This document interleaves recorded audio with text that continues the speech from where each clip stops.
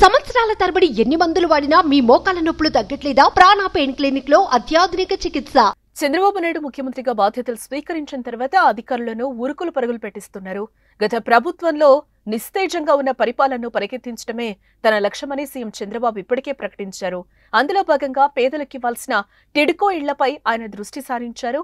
నిర్మాణం పూర్తి చేసుకుని లబ్ధిదారులకు అందించే దశలో కొన్నుండగా చిన్న చిన్న పనులు చేస్తే సంపూర్ణంగా పూర్తయ్యే దశలో మరికొన్ని ఇళ్లున్నాయి. ఇక 2014-19 మధ్య కాలంలో దాదాపుగా పూర్తయిన ఇళ్లను వైసీపీ అధికారంలోకి వచ్చిన తర్వాత లబ్ధిదారులకు ఇవ్వకుండా నిలిపేసినట్లుగా సమాచారం. తాజాగా అధికారం దక్కించుకున్న కూటమి టిడ్కో ఇళ్లపై హడ్కోతో చర్చించింది. వర్షాల వల్ల ఇళ్లు పాడైపోయాయని, వాటిని సరిచేయాలంటే కొత్తగా కట్టినంత ఖర్చవుతుందని తెలపడంతో హడ్కో 2000 కోట్ల రుణం అందించేందుకు సిద్ధపడింది.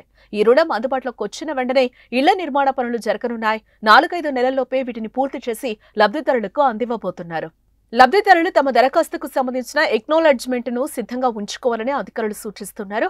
కొత్త ప్రభుత్వం ఏమైనా మార్గదర్శకాలు రూపొందిస్తుందా అనే విషయాన్ని తెలుసుకుని వీరంతా తమ తమ పరిధిలోని ప్రభుత్వ కార్యాలయాలను సంప్రదించాలని చెప్తున్నారు. రాష్ట్ర వ్యాప్తంగా 1.17 లక్షల ఇళ్ల నిర్మించాల్సింది.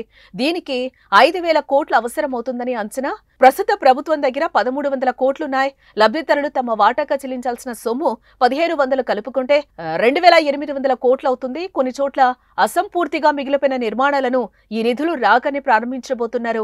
రాష్ట్ర వ్యాప్తంగా టిడ్కో ఇళ్లు కట్టిన కాంట్రాక్టర్లకు ఇప్పటి వరకు చెల్లించాల్సిన బిల్లుల విలువ 473 కోట్లుగా ఉంది. వాటిని చెల్లించి వీలైనంత త్వరగా టిడ్కో ఇళ్లు పూర్తి చేయాలని అధికారులకు చంద్రబాబు ఆదేశాలు జారీ చేసినట్లుగా తెలుస్తోంది. సుమన్ టీవీలో మీ పర్సనల్ అండ్ బిజినెస్ ప్రమోషన్స్ కోసం కింది నెంబర్కి కాంటాక్ట్ చేయండి.